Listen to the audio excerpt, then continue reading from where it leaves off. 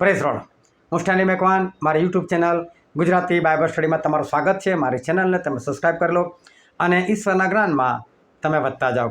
બાઇબલમાં એવું લખેલું છે હજકેલના પુસ્તકની અંદર તેનો 18મો અધ્યાય તેની 33મી કલમની અંદર કે શું દુષ્ટના મોતથી મને કંઈ આનંદ થાય છે, પરંતુ એ પશ્ચાતાપ કરે અને પાછો ફરે અને જીવન પામે એમાં હું રાજી ના થાઉં। એટલે પ્રભુ એવું કહે છે કે હું દુષ્ટના મોતથી આનંદ પામતો નથી। તો પછી સદોમ ગોમોરાનો કેમ નાશ કરી નાખ્યો? કેટલા બધા લોકોનો નાશ કરી નાખ્યો? કેમ એ લોકોને પસ્તાવો કરવા ના દીધો? કેમ એ લોકોને બધાને બાળીને ભસ્મ કરી નાખ્યા? કેમ નૂહના સમયમાં ઈશ્વર આખી પૃથ્વીનો નાશ કરી નાખ્યો? જો એ દુષ્ટના મોતથી આનંદ નથી થતો તો પછી નાશ કેમ કરે છે? અને અત્યારે ફરી એકવાર પૃથ્વીનો નાશ કરનાર છે, ઘણા બધા લોકો નરકમાં નાખનાર છે। શું કામ પ્રભુ એવું કરે? જેવું કહે છે કે દુષ્ટના મોતથી મને આનંદ થતો નથી તો કેમ લોકોનો નાશ કરે છે? એની પાછળ શું રહસ્ય છે એ જાણવા માટે આ વિડીયોને આખો જુઓ।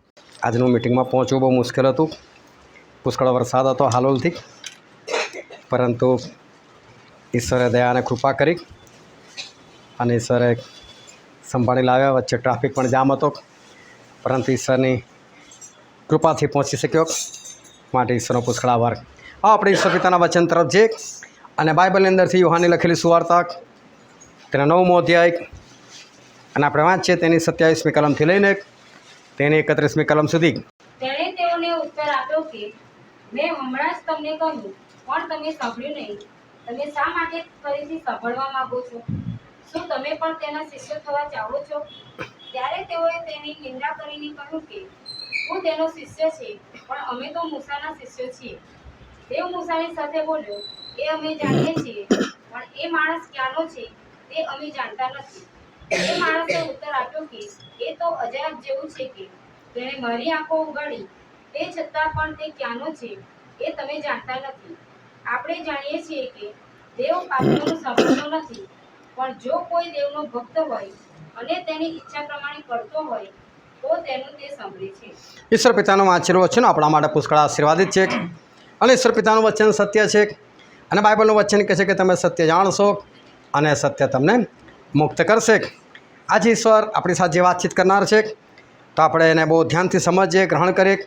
વિશેષ કરીને આપણે એ પ્રમાણે આપણે પાળનાર થઈએ કે જેથી કરીને આપણે આકાશના રાજ્યના આપણે વારસદાર થઈએ।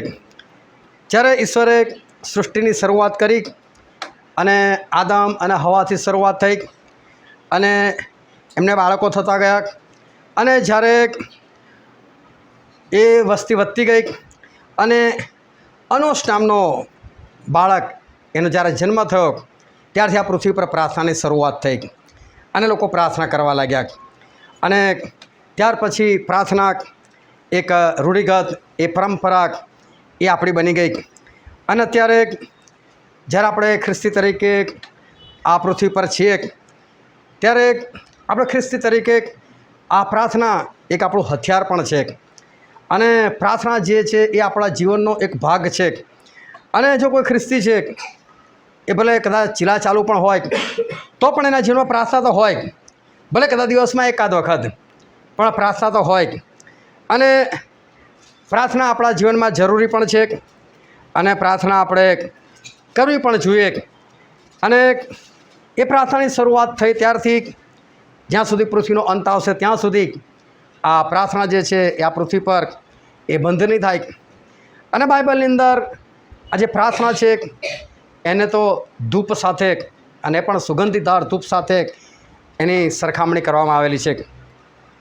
એક માણસ હતો અને એને 2 પત્નીઓ હતી અને એમાંની એક હતી, એનું નામ હતું હાન્ના અને હાન્નાને બાળકો નહોતા થતા અને એનો પતિ એ દર વર્ષે એ લોકો યરુશાલેમના મંદિરમાં જાય, જે લોકોની પરંપરા હતી, રીત રિવાજ હતો એ પ્રમાણે એ લોકો યરુશાલેમમાં જાય, મંદિરમાં જાય અને જે કંઈ કાર્યવાહી એ લોકોએ કરવાની હોય એ કરે અને દર વર્ષે આ હાન્ના ત્યાં રડતી હોય અને ઈશ્વર આગળ પ્રાર્થના કરતી હોય અને એનો પતિ એને ખુશ રાખવાનો ઘણો પ્રયત્ન કરે, પણ છતાં એ દુઃખી અવસ્થામાં રહેતી હતી।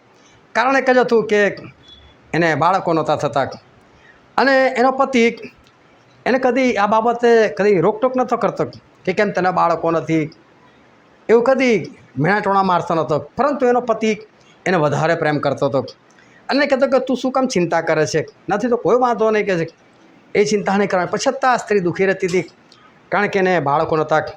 દર વર્ષે લોકો ભેગા થાય ત્યાં મંદિરની અંદર દર વર્ષે લોકો પ્રાર્થના કરે.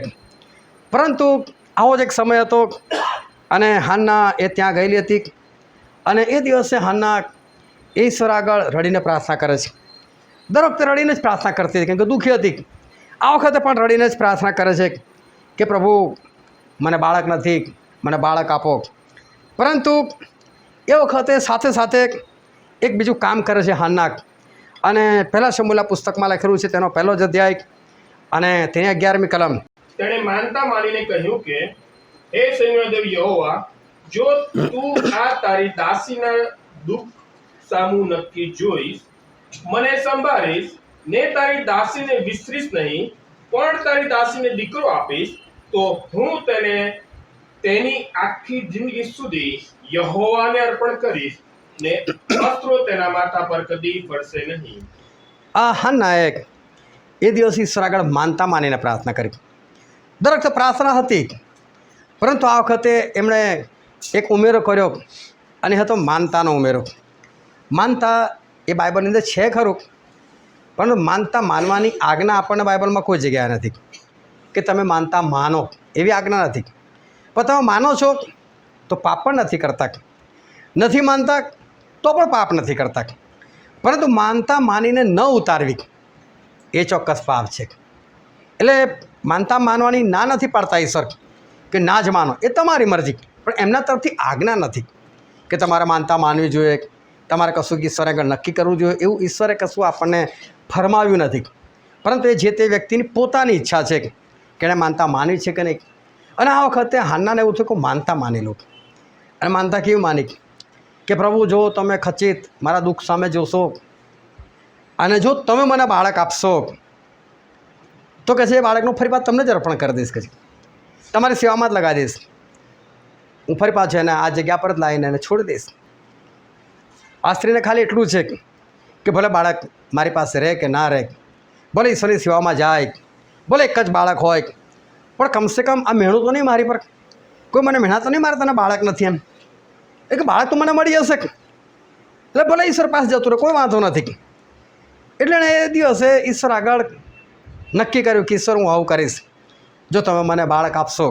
પણ એના જે શબ્દો છે કે પ્રભુ, જો તમે મને બાળક આપશો તો એ તમને પાછો આપી દઈશ, હું તમને અર્પણ કરી દઈશ.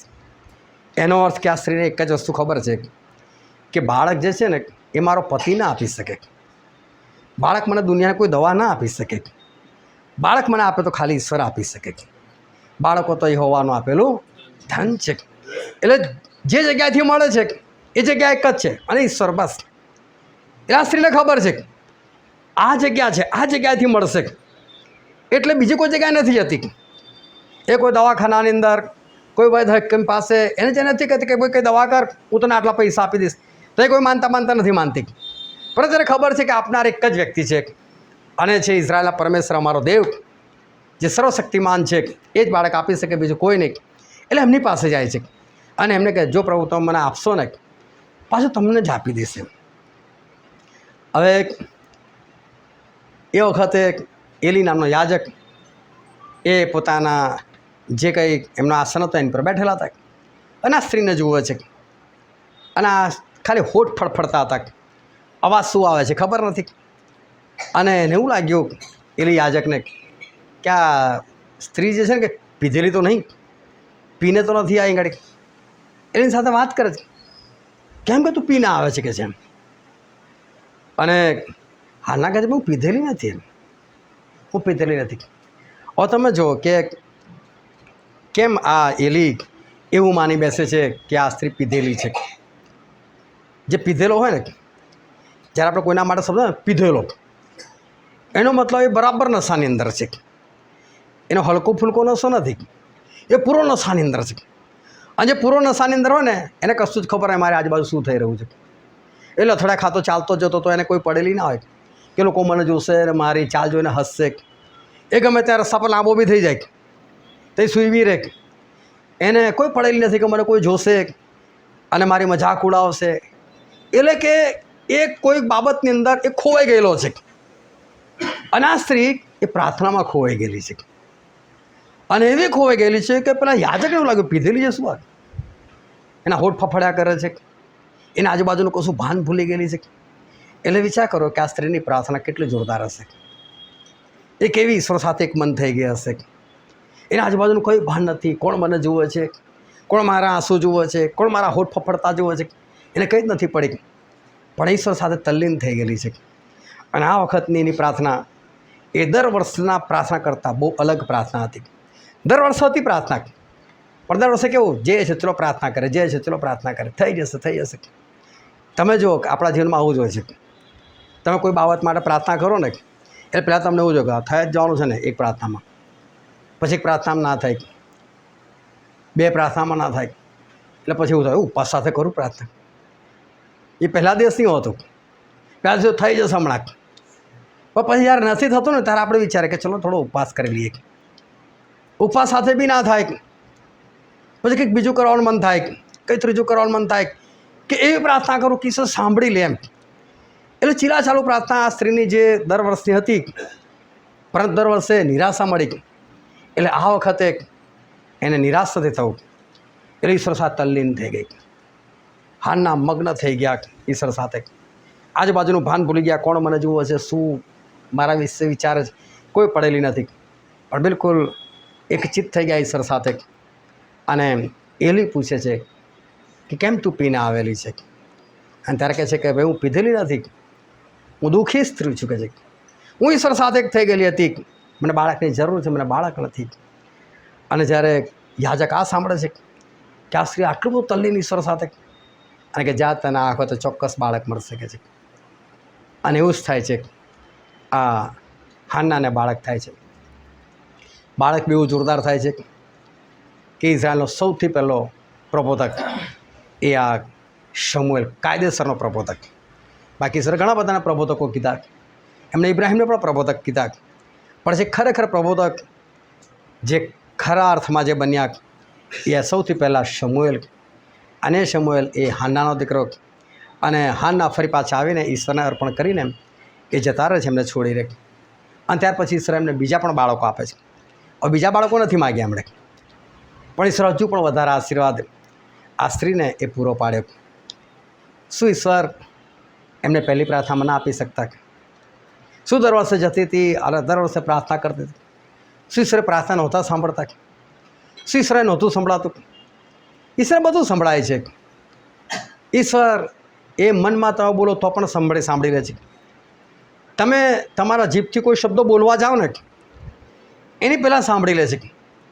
દાઉદ રાજા ગીત શાસ્ત્ર 139 એવું કહે છે, પ્રભુ મારા જીભમાંથી નીકળતા શબ્દો તમે નીકળે એની પહેલાં તમે સાંભળી લો શકે છે. એટલે તમે બોલો ને એની પહેલાં તો અંદર હૃદયમાં આવી ગયું હોય કે મારે આ બોલવું છે એમ. એટલે પ્રભુ નહીં કહેતા તમે જે બોલો છો તમારા હૃદયમાંથી બહાર આવે છે. એટલે તમારા હૃદયમાં જે ભર્યું છે એ તમે બહાર બોલવા જાઓ છો, અને જે શબ્દો બહાર નીકળવાની તૈયારીમાં છે પ્રભુ ત્યારે જ સાંભળી લે છે, તો નીકળ્યા નથી એની પહેલાં. પરંતુ મૂળ વસ્તુ તે છે કે પ્રાર્થના પછી જવાબ આવવો જરૂરી છે. પ્રાર્થના પછી જવાબ મળવો જરૂરી છે. પ્રાર્થના તો બહુ લોકો કરે, પણ જવાબ મળવો જોઈએ. અને જ્યારે એ જવાબવાળી પ્રાર્થના આવે ત્યારે ખરેખર બહુ અદ્ભુત હોય.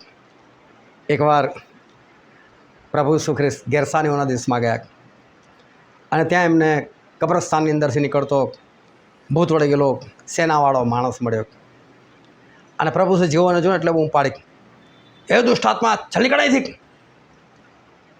અને પછી દોડીને આવીને પ્રભુના પગે પડી ગયો અને કહે છે કે હું તને ઓળખું છું કે તું દેવનો પવિત્ર છે, કે છે તારે ને મારે શું છે, કે છે તું મને કહે છે સમય પહેલાં કેમ દુઃખ આપવા માટે આવ્યો છે, કે અને પછી પ્રભુ પૂછે તારું નામ શું છે, કે છે તો કે મારું નામ સેના છે, કારણ કે અમે ઘણા લોકો છે, કે છે. પછી કે અમને કે દેશમાંથી બહાર કાઢવાનો હુકમ ના કરી શકે છે. પછી એવું કહે છે એ લોકો કે આખી સેના પ્રભુને વિનંતી કરે છે કે આ ભૂંડોમાં અમે પેસીએ, અને ત્યાં 2000 ભૂંડોનું ટોળું ચડતું હતું, અમે આ ભૂંડોમાં પેસીએ. પ્રભુ કે જાઓ પેસો. એટલે કોઈ બધા ભૂંડોમાં પેસે છે, ભૂંડો બધા ભાગે છે, અને એ લોકો દરિયાની અંદર પડી જાય છે, અને એ બધા ભૂંડ મરી જાય છે. પણ તમે ત્યાં ધ્યાનથી વાંચશો ને તો તમને ખબર પડશે કે ત્યાં ઘટના શું બને છે. એ દુષ્ટાત્માઓ જે છે એ પ્રભુને વિનંતી કરે છે. વિનંતી કરવી એટલે પ્રાર્થના કરવી. અને કોઈ પ્રભુને એવું કહે છે સમય પહેલાં અમને દુઃખ ના આપીશ તો પ્રભુ નહીં આપતા એમને. એનો મતલબ લોકોએ પ્રાર્થના કરીને પ્રભુએ સાંભળી લીધી, જવાબ પણ આપી દીધો. એ કહે છે એમણે દેશમાંથી બહારના કાઢી મૂકીશ. પ્રભુ એ બી સાંભળ્યું, કર્યું બી ખરું. એ કોઈ દેશમાંથી બહાર ના કાઢે. ફરે કોઈ રજા માગ્યા, ભૂંડોમાં પેસે છે, જાઓ પેસો કે છે. જો લોકો જેટલી પ્રાર્થના કરી બધું પ્રભુએ સાંભળી. પરંતુ લોકોને ફાયદો શું થયો? કોઈ ફાયદો નથી થયો લોકોને. એ લોકોને તો એક ઘર જે હતું ઘણા વર્ષોથી એક માણસની અંદર રહેતા હતા, એ ઘર તો એ લોકો ખાલી જ કરવું પડ્યું. એ લોકોએ ભાગવું જ પડ્યું પ્રભુના હુકમથી. એટલે જોવા જઈએ એ લોકોની પ્રાર્થના સાંભળે ખરી, પરંતુ એનો કોઈ ફાયદો નથી થયો લોકોને. એ લોકોની જે પ્રાર્થના છે એ પ્રાર્થનાનો ખરેખર કોઈ અર્થ પણ નથી. કારણ કે એ લોકોની માગણી જે છે બધી ખોટી માગણી છે. એવું થાય તોય શું, ના થાય તોય શું, પ્રભુને શું ફરક પડે છે? એ દુષ્ટાત્માઓ જ રહેવાના છે. એટલે આપણી પ્રાર્થનાથી જો આપણું જીવન પરિવર્તન ના થતું હોય તો એ પ્રાર્થનાનો અર્થ શું છે? પ્રાર્થનાની સાથે આપણું જીવન પરિવર્તન જે છે એ જરૂરી છે. અને માટે આ હાન્ના જ્યારે દર વર્ષે પ્રાર્થના કરે છે ત્યારે એક વિશ્વાસી સ્ત્રીની જેમ એ પ્રાર્થના કરે છે. પરંતુ જ્યારે એ ખરેખર પ્રાર્થના કરે છે અને એના પોતાના દીકરાને અર્પણ કરવાની વાત કરે છે, એ સમયે એની પ્રાર્થના ખરેખર આત્માથી નીકળે છે. અને હવે એવું કહે છે કે હું મારા દીકરાને પાછું તમને જ આપી દઈશ. એટલે હવે ઈશ્વર સાથે એક સંબંધમાં જોડાય છે. હવે એવું નથી કે ખાલી પ્રાર્થના બસ ઈશ્વર પાસે માગી લેવું છે, મેળવી લેવું છે, એવું નથી. હવે ઈશ્વર સાથે સંબંધ બાંધે છે. પ્રભુ મારો છોકરો તમને આપીશ. અને જ્યારે કોઈ મા બાપ પોતાના છોકરાનો કે છોકરીનું કોઈ સાથે લગ્ન કરાવે ત્યારે બે પરિવાર શું થાય? એક થાય, એકબીજા સાથે સંબંધ બંધાય. હવે હાનના સંબંધ બાંધે છે ઈશ્વર સાથે કે પ્રભુ હું મારો છોકરો તમને આપી દઈશ. એટલે હાન્નાનો છોકરો ઈશ્વર પાસે રહે, એ બે સંબંધમાં આવે છે. અત્યાર સુધી આ વાત આ હાન્નાની અંદર નથી. ઈશ્વરે એકવાર ઇબ્રાહીમને કીધું. ઇબ્રાહીમ 75 વર્ષ હતા. ઇબ્રાહીમ તારા બાપનું ઘર છોડ, આ દેશ છોડ, આ જે દેશ તને દેખાડો દેશમાં તું જા, અને કે હું તારાથી એક મોટી કોમ ઉત્પન્ન કરીશ. હવે ઇબ્રાહીમે કદી ઈશ્વરને પ્રાર્થના નથી કરી કે પ્રભુ મને બાળક આપો.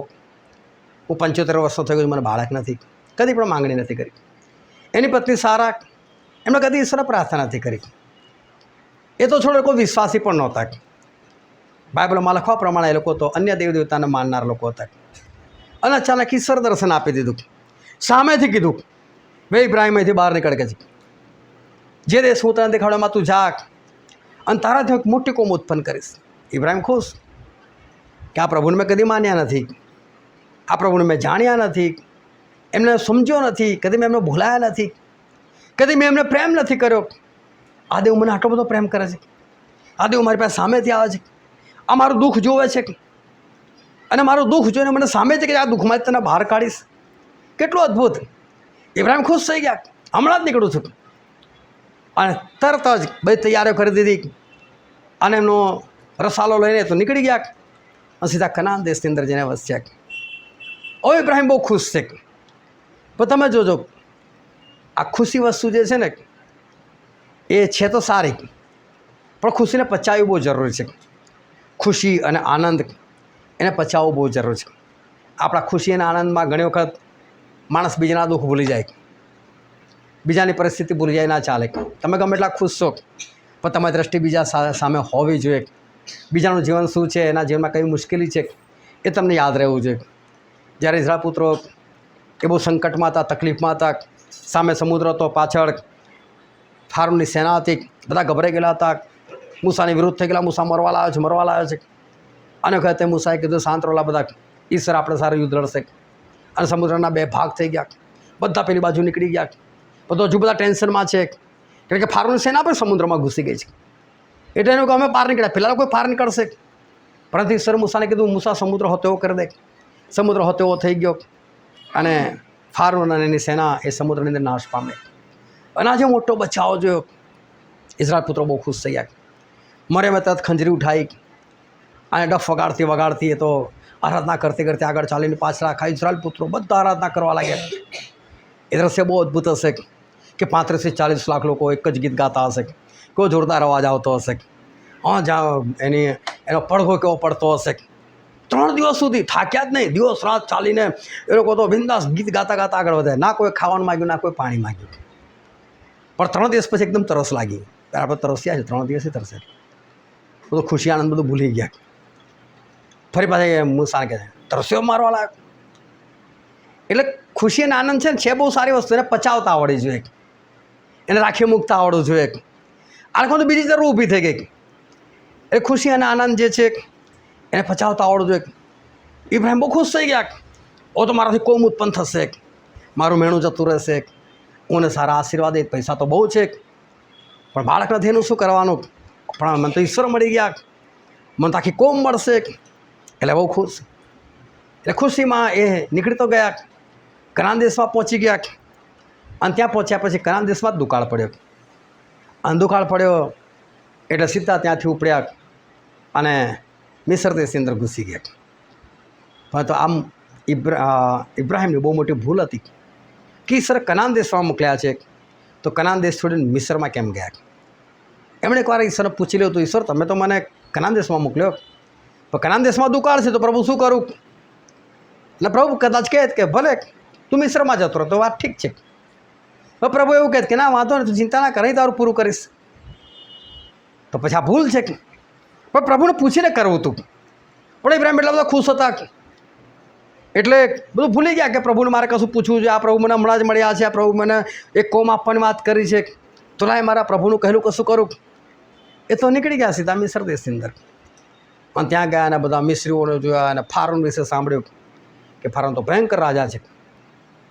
એમને બીક લાગી કે મારી સ્ત્રી સારા સુંદર દેખાય છે અને ફારૂન જોઈને જોઈ જશે અને ફારૂનને એવું થશે કે આને રાણી બનાવી દઉં મારી, તો હું તો પતિ છું એનો, એટલે એનો કાંટો બનીશ, અને કાંટો બનીશ એટલે તો મને મારી નાખશે. એટલે સારા ગયો, સારા એક કામ કરજે. તો કે શું? કોઈ બી પૂછે ને કે ઇબ્રાહિમ કોણ, તો કહી દે કે મારો ભાઈ છે કે છે. એટલે પતિ હોય તો મારી નાખે ને, ભાઈ સાંભળે તો ભય જ છે, તો વાંધો નહીં, ચલો. એટલે જીવ તો બસશે કે છે. જૂઠું બોલતા શીખવાડ્યું. એટલું જ નહીં, સારા જૂઠું પણ બોલી નાખે છે. પણ ઇબ્રાહિમને આ બીજી એક ભૂલ હતી કે એ પોતાની પત્નીને ખોટું બોલતા શીખવાડે છે. એ પાપ પણ થાય છે. ઈશ્વરે લોકોને બચાવે છે, છતાં ત્યાંથી લોકો બહાર આવે છે. અને ફરી સારા અને ઇબ્રાહિમની કોઈ જગ્યાએ વાત થઈ હશે.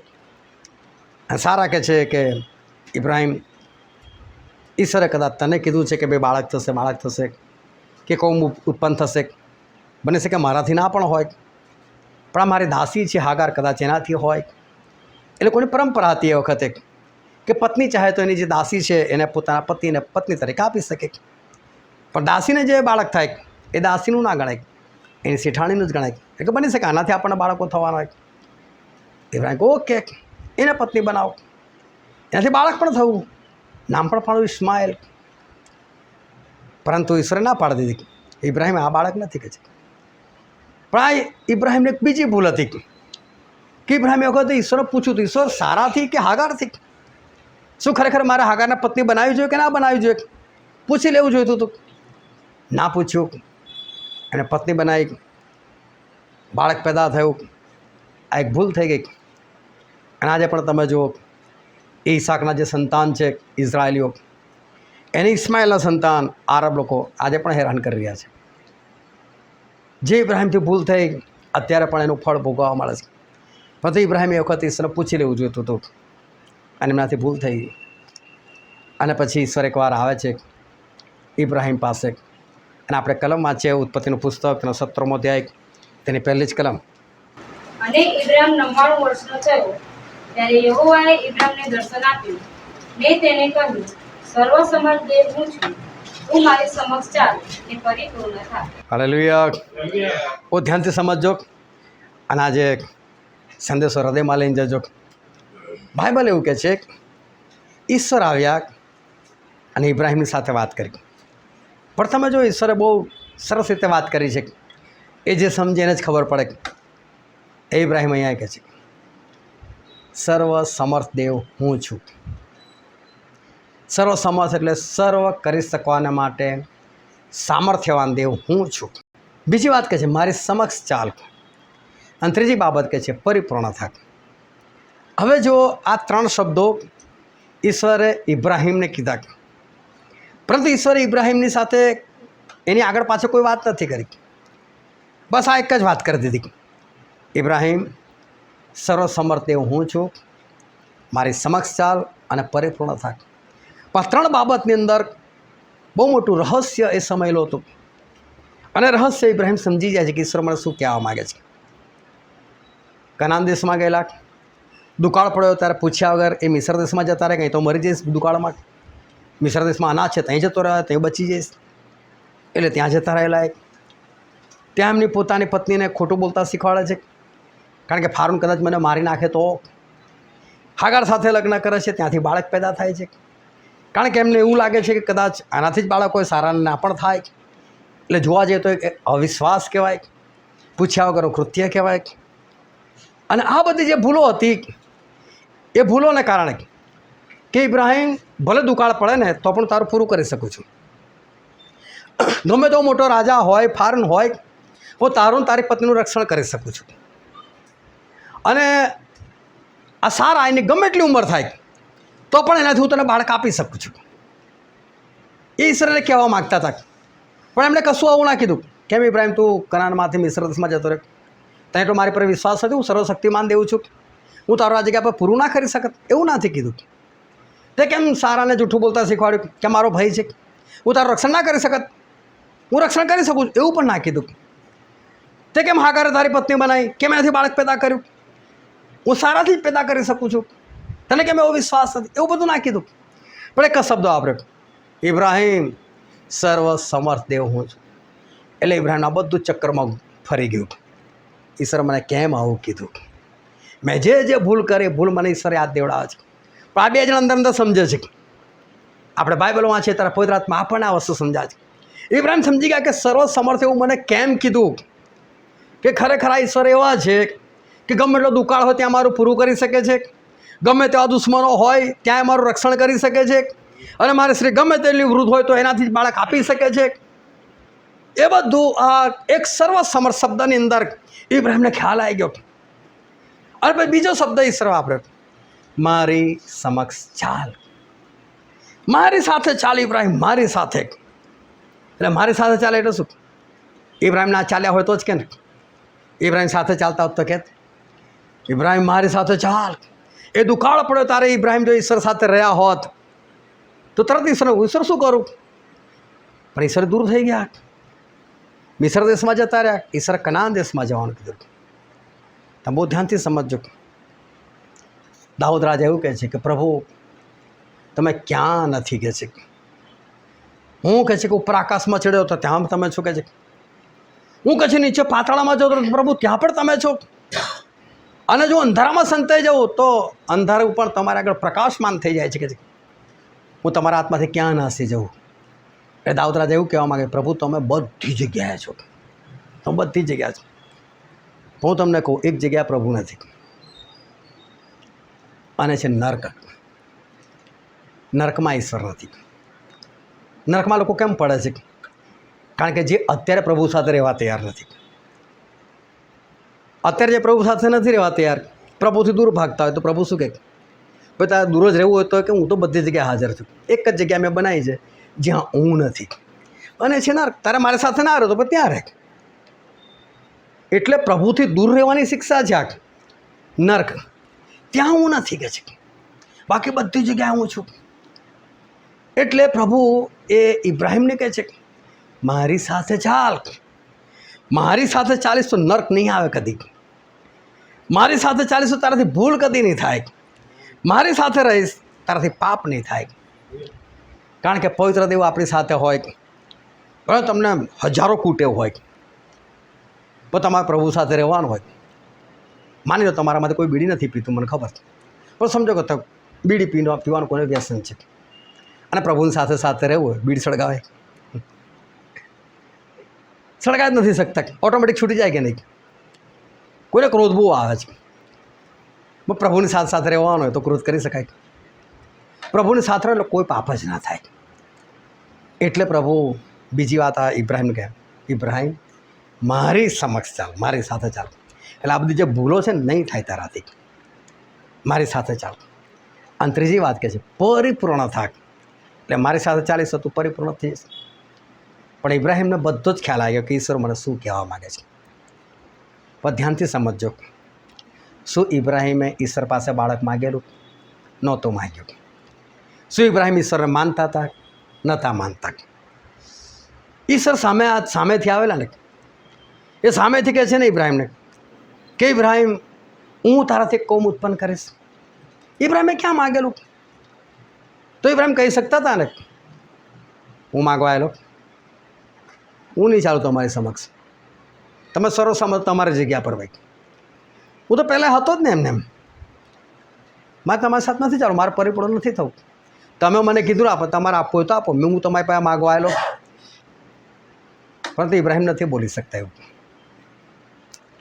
કેમ નથી બોલી શકતા? હું તમને કહું, ઈશ્વર સામે છે કોઈ તાકાત જ નથી કશું બોલી શકે.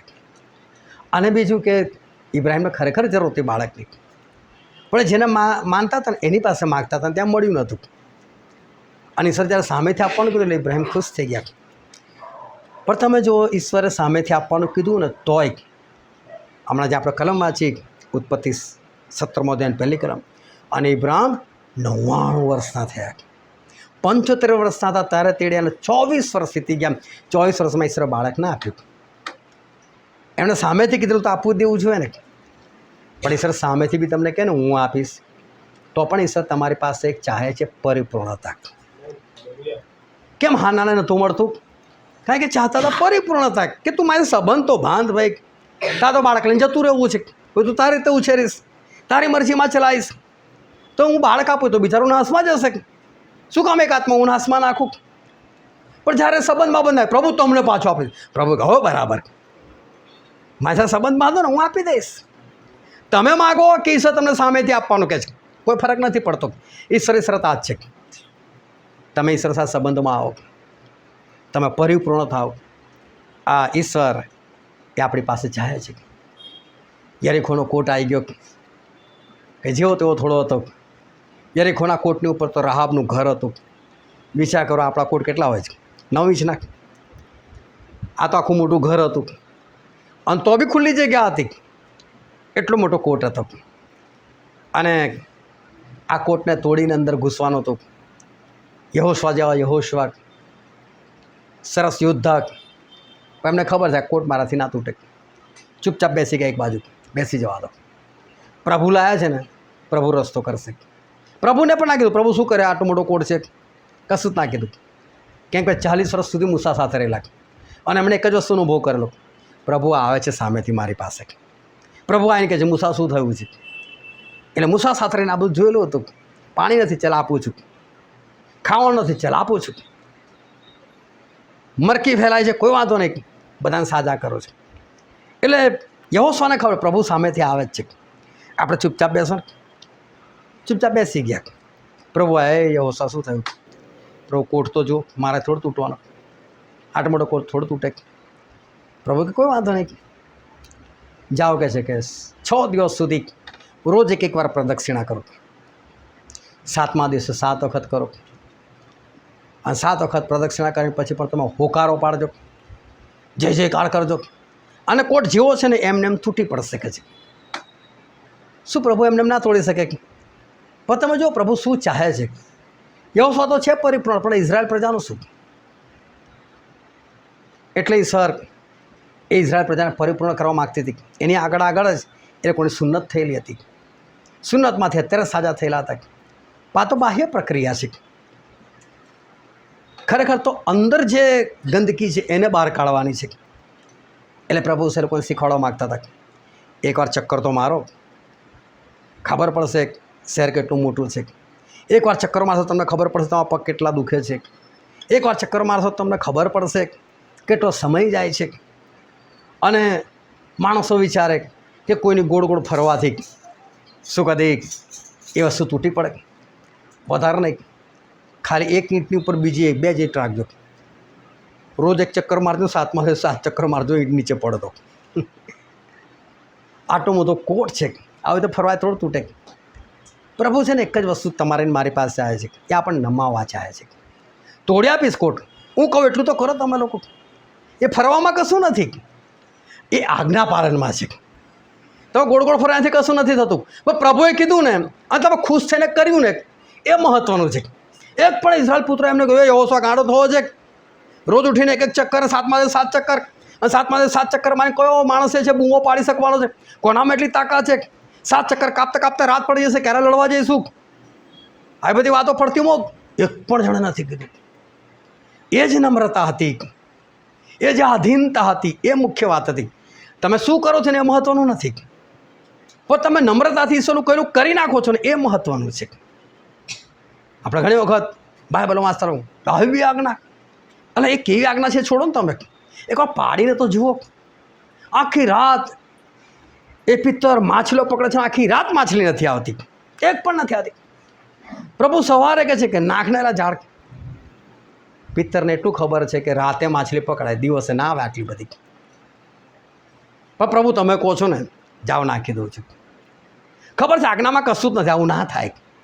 તો પ્રભુ તમે કહો છો તો કરી નાખું છું, બસ કરી નાખો ને એકવાર. આજ્ઞા શું કહે છે ને તમે ના જુઓ, એ કેવી છે, એની શું અસર થાય છે એ બધું છોડો. તમે તમારી દૃષ્ટિમાં શું છે એ બધું બંધ કરો. પ્રભુ કહે છે ને એકવાર કરીને જુઓ તમે. જો પ્રભુ ખાલી તમારી મારી પાસે આ જ ચાહે છે. એ કોટ પહેલા દિવસ બી તોડી શકતા હતા, એક પણ વખત પ્રદક્ષિણા કર્યા વગર પણ તોડી શકતા હતા. પણ પ્રભુની એક જ વસ્તુ છે, હું કહું છું તમે કરો છો કે નહીં. તમે આખા બાઇબલમાં જો 38 વર્ષનો માદો કે મારે સાજું થવું, તો ઉઠ ચાલ, કશું કરવાનું કીધું ના કહું ચાલ તને સાજો કરી નાખું છું ના. એ કંઈક ને કંઈક ઈશ્વર કરે છે. શું કહી ગયેલા હાથવાળા લાંબો કર હાથ લાગે છે, જે નથી થતું એ કરવાનું કીધું, તો કરી તો જુઓ એકવાર.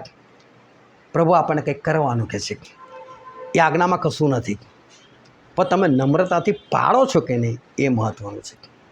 મૂસા એક પણ વખત ઈશ્વરે એવું કીધું, પ્રભુ સમુદ્રના 2 ભાગ કેમ ના કરો, મને કહો છે શું કરવાનું છે મારે, કેવી રીતે 2 ભાગ થાય? ના થાય કદી.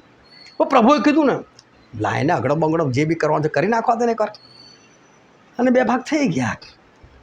વસ્તુ આ છે કે તમારે ખાલી કરવાનું છે બસ. એ કરવાથી એવું થાય કે ના થાય એ તમારે નહીં વિચારવાનું. પ્રભુ કહે છે ને તો કરી નાખો. પ્રભુ તો ગમે તે કરવાનું કહે, પણ તમે કરશો ને તો ચોક્કસ તમારા જીવનમાં થશે, પણ કર્યા વગર નહીં થાય. જો પ્રભુ સામેથી તમને એ ઇબ્રાહિમને કહેતા હોય હું તને બાળક આપીશ, છતાં ના આપતા હોય 24 વર્ષ સુધી, હાના પોતે માગે તો પણ ના આપતા હોય, પણ જે દિવસે હાના પરિપૂર્ણતાથી માગે છે, જે દિવસે ઇબ્રાહિમ પરિપૂર્ણ થાય છે, તરત બાળક થાય છે, તો એનો અર્થ શું? પ્રભુ શું તમારીને મારી પાસે માગે છે, પરિપૂર્ણતા માગે છે. એ યરીખોનો કોટ કેમ નથી તોડતા? કેમ 7 દિવસ લગાવે છે? કારણ કે તમારી મારી પાસે એક પરિપૂર્ણતા માગે છે. તમે કરો મારું કહેલું કરો તો ખરા. અને સર આપણી પાસે એ જ વસ્તુ ચાહે છે. નામાનાયક સેનાપતિ, બહુ સામર્થ્યવાન, પરાક્રમી, ઇઝરાયલ પર વિજય મેળવેલો. હવે ઈચ્છા કરો કે ઇઝરાયલના લોકોને ગુલામ બનાવેલા હોય અને એ દિવસમાં જઈને એવું કહેવાનું કે મારે સાજો થવું છે, પણ એ પૂરા ઘમંડમાં આવે છે સાજો ના કેમ થવું. એટલે એલિસાના ઘરની બહાર ઊભા થઈ જાય છે. આપણે ઘરમાં તો જાય, પણ એને એવું કે હું સેનાપતિ, મારું ઘર કેટલું આલીશાન છે, મોટું છે, ના હવે ઝૂંપડી જેવા ઘરમાં જવું, ના જવું, નથી જવું મારે. એટલે ખબર પડે એલિસાને કે પેલો બહાર આવ્યો છે. એલિસા બી બહાર નહીં જતા, તાર નહીં આવતો હું નહીં આવતો બહાર જા. ગેસીને મોકલે જાય એને જેને એટલું કહે કે યર્દન નદીમાં 7 વખત ડૂબકી મારે. યર્દન નદીમાં ડૂબકી મારવાનું કીધું. યર્દન એટલે ગંદી નદી, એનું પાણી હંમેશા ગંદુ હોય. આજે બી જાઓ તો આજે પણ યર્દન નદી ગંદી છે. અને એની અંદર જ આને કીધું કે જા તું જઈને ડૂબકી માર. અને કલમ આપણે વાંચીએ બીજો રાજા તેનો 5મો અધ્યાય અને 11 અને 12મી કલમ વાંચે તો 11 વાળો. પણ નામાન ક્રોધાયમાન થઈને ચાલ્યો ગયો. તેણે કહ્યું કે જો હું તો ડરતો હતો કે નક્કી તે મારી પાસે બહાર આવશે ને ઊભો રહીને પોતાના દેવ યહોવાને નામે વિનંતી કરશે ને તે જગા પર પોતાનો હાથ ફેરવીને મને સાજો કરશે. શું દમસ્કની નદીઓ અબાના ને ફારપા ઇઝરાયેલના સર્વ જળાશયો કરતા સારી નથી? શું હું તેઓમાં ના સ્નાન કરું ને શુદ્ધ થાઉં એમ કહીને તે પાછો ફરીને ક્રોધમાં ચાલ્યો ગયો. છોકરો કહે છે કે જા યર્દન નદીમાં 7 ડૂબકી માર. ઘમંડથી આવ્યો છે, ગંદી નદી. તરત ક્રોધાયમાન થઈને જતો રહ્યો. એના માણસોને કહેવા લાગ્યો, હું કહે છે આ યર્દન નદીમાં હું 7 ડૂબકી મારું કંઈ આવી ગંદી નદીમાં? અમારા નમસ્કમાં જુઓ કે છે કે સારી સારી નદી છે કે છે, એમાં ના નાવું કે છે, ત્યાં શુદ્ધ ના થવું, ત્યાંમાં શુદ્ધ થવું કે છે. મને તો એવું હતું કે પેલો બહાર આવશે, મારા કોડ પર આમ હાથ ફેરવશે અને પછી એના દેવ યહોવાને વિનંતી કરશે, એનું સાજો થઈ જશે. એ તો મનથી નક્કી કરી નાખ આવી રીતે મારું સાજો થવું છે. પણ સાજાપણું કોણે આપવું છે? પ્રભુએ આપવું છે. પ્રભુને બધું ખબર. પ્રભુએ લેસાન કહ્યું આટલું જ કે ને ઘમંડથી આવે છે ને નમાવો એને કઈ યર્દન નદીમાં 7 વખત, 1 વખત બી નહીં 7 વખત ડૂબકી મારી. તમે અત્યારે ઘરે જઈને વાંચો શાંતિથી, બહુ સરસ છે. અને ક્રોધાયમાન થઈને નીકળી જાય છે. પણ એનો નોકર એની સાથે જે આવેલા ને એમાંનો એક માણસ કહે છે, હે બાપ, નામાને કહે છે પિતા, આ પ્રભુ તો કે તને કશું ભારે કામ કરવાનું કીધું ના કરતો કે આની સાથે શું ગુસ્સા થયો? આ કરતો ને કે તો પછી આટલું જ છે ને કરી નાખ નથી. અવિશ્વાસ કરો, નામાની મરજી નથી. એ તો ક્રોધાયમાન છે, ક્રોધાયમાન થઈ નીકળ્યો. એને નહીં યદ્રમાં આવું. પણ પહેલાં કીધું કરી નાખ ને આટલું. નહીં થાય તો પછી જોઈ લઈશું આપણે એ રીસાને. આપણા અમે આ લોકોને પર વિજય પ્રાપ્ત કરો, ફરી આવી જઈશું સેના લઈને, મારીશું આ લોકોને, ખરી ગુલામ બનાવીશું, એ લીસાને જોઈ લઈશું બરાબર. ચાલ, પણ એકવાર તું કરી તો નાખ આટલું. આપણે પાસે બહાનું તો રહે.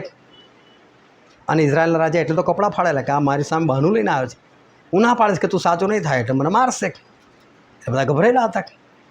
હવે તો વિચાર કરો, આવા ગુસ્સાની અંદર આ જ્યારે નામાન એ જ્યારે ડૂબકી મારે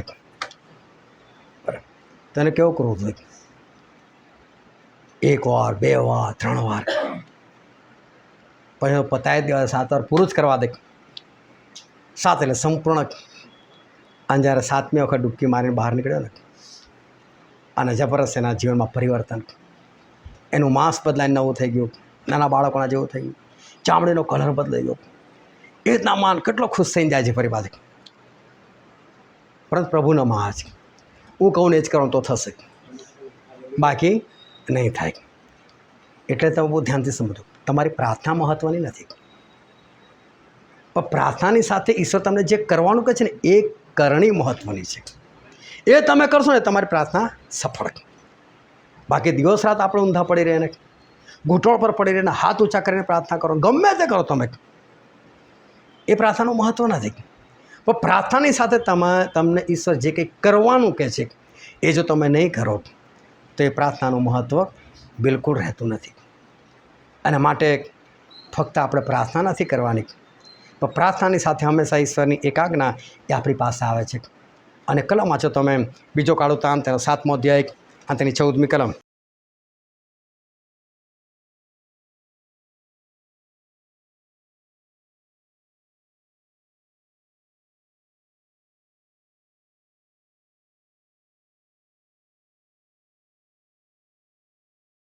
હાલેલુયા.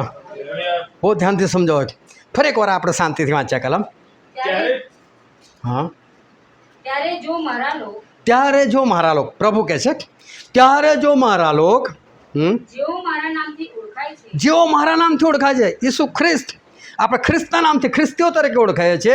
હા, તેઓ નમી જશે એ લોકો નમશે. જો સૌથી પહેલી વાત, એ લોકો નમશે. પછી ને પ્રાર્થના કરીને મારું મુખ શોધશે, મારું મુખ શોધશે કે હું કઈ છું, મને શોધશે, મને શોધતા આવશે.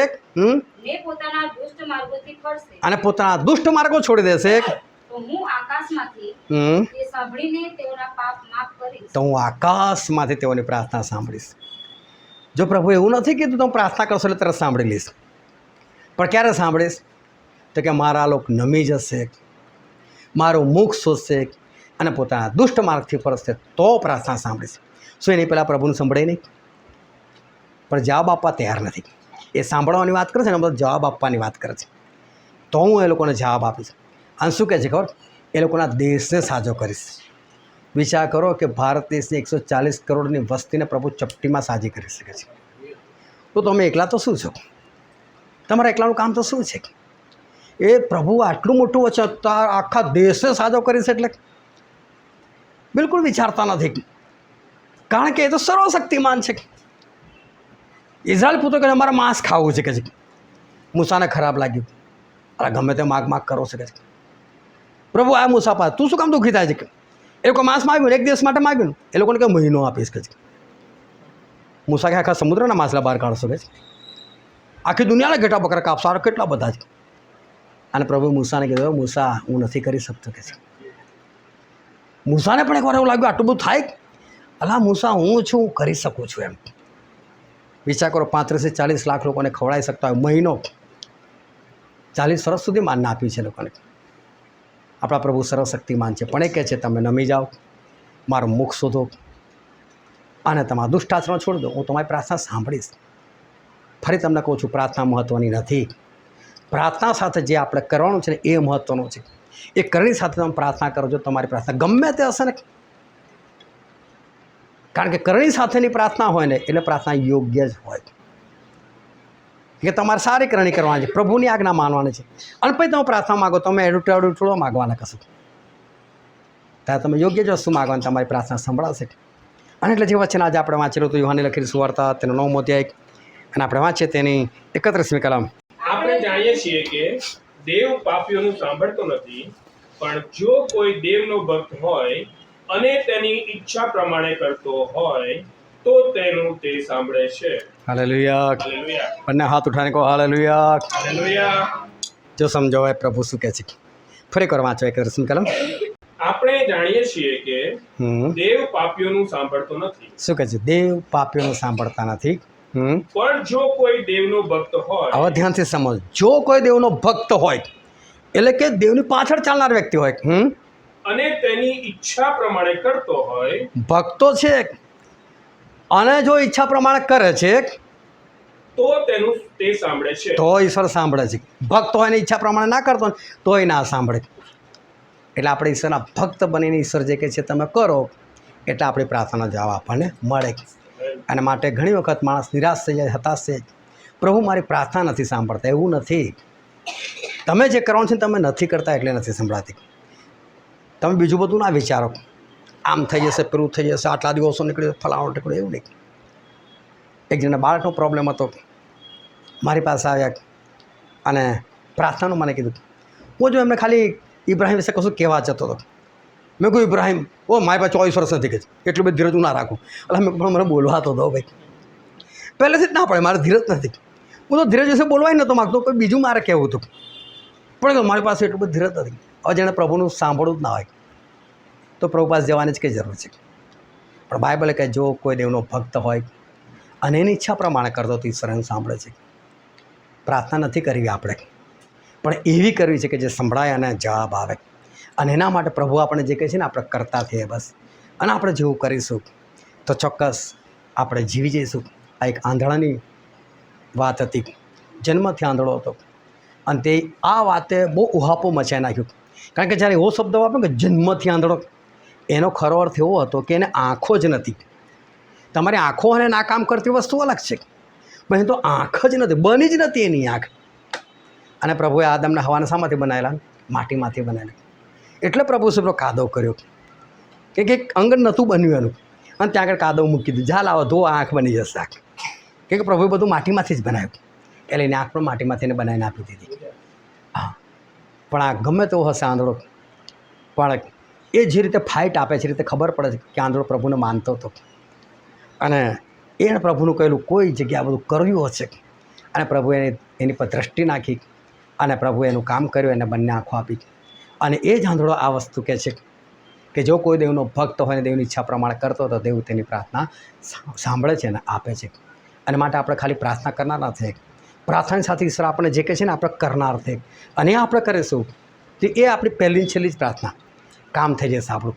પણ ઈશ્વર જે કરવાનું કહે છે ને આપણે કરનાર છે. હાલેલુયા. હવે આપણે આપણી આંખોને બંધ કરીએ, આપણા મસ્તક આપણે જીવતા દેવને હજરોમાં નમાય. અને આ સમય છે કે આપણે પોતાની જાતને આપણે તપાસીએ.